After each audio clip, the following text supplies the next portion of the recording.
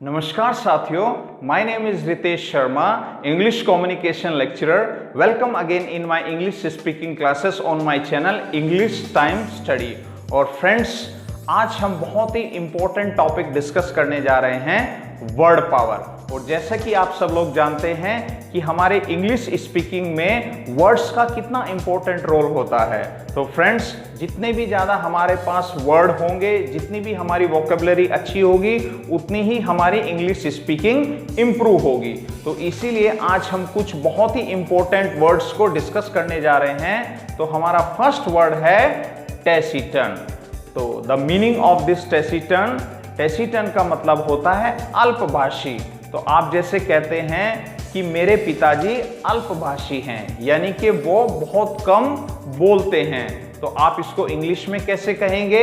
My father has a taciturn nature. अब जैसे आप अपने बारे में कह रहे हैं, आपके बारे में आपसे कोई पूछता है कि आप नेचर में कैसे हैं, तो आप कैसे उसको इंग्लिश में बताते हैं? I have a taciturn nature। मेरी टैसीटन नेचर है, यानी कि मैं बिल्कुल पॉइंट टू पॉइंट ही बोलता हूं। तो नेक्स्ट हमारा वर्ड है पिनेकल। तो the meaning of this pinnacle, इसका मतलब है ए हाइट ऑफ सक्सेस, यानी शिखर जिसको हम कहते हैं, ऊंचाइयों को छूना। तो हम जैसे एग्जाम्पल ले रहे हैं कि सचिन तेंदुलकर बहुत ही ऊंचाइयों तक पहुंच गए हैं, यानी कि उन्होंने सफलताओं की से भी बड़ी सफलताओं को प्राप्त कर लिया है। तो हम उसको कैसे कहते हैं कि Sachin Tendulkar has reached his pinnacle point. तो वो अपने एक शिखर तक पहुंच गए हैं। तो नेक्स्ट हमारा वर्ड है adversities. The meaning of this adversities, adversities का मतलब होता है मुश्किलें। तो अब हम जैसे इसको कैसे कहेंगे कि मैं मेरे बचपन में बहुत अधिक मुश्किलों का सामना कर चुका हूं या मुश्किलें देख चुका हूं। तो हम कैसे कहते हैं उसको? I have seen so many adversities in my childhood, कि मैंने मेरे बचपन में बहुत अधिक मुश्किलें या विपत्तियों का सामना किया है। नेक्स्ट हमारा वर्ड है एक्सटेम्पोर। तो फ्रेंड्स, ये बहुत ही इंपॉर्टेंट और इंटरेस्टिंग और डे टू डे कम्युनिकेशन में यूज होने वाला एक इंपॉर्टेंट वर्ड है। तो the meaning of this extempore is without preparation, बिना तैयारी के। जब हम कहते हैं, सपोज जब हम किसी भी टॉपिक के ऊपर बिना तैयारी के बोल सकते हैं या उसको परफॉर्म कर सकते हैं, तब हम इस वर्ड को यूज करते हैं। तो इसका हम जैसे एग्जाम्पल ले रहे हैं कि भाई अमिताभ बच्चन जो हैं वो क्या हैं?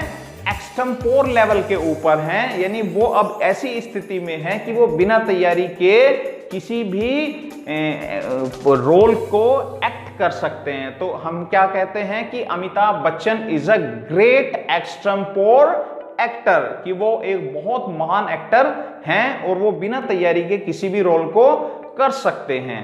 नेक्स्ट हमारा वर्ड है फ्रूगल। तो फ्रूगल भी बहुत इंटरेस्टिंग वर्ड है फ्रेंड्स। तो इसको हम कैसे यूज करते हैं? तो हम इसको यूज करते हैं और इसका मीनिंग जो होता है वो होता है मितव्ययी। मितव्ययी को जैसे, ये तो बहुत एक मैंने टिपिकल सा आपको हिंदी मतलब बता दिया। मितव्ययी, इसका मतलब होता है बहुत थोड़े से में काम चलाना।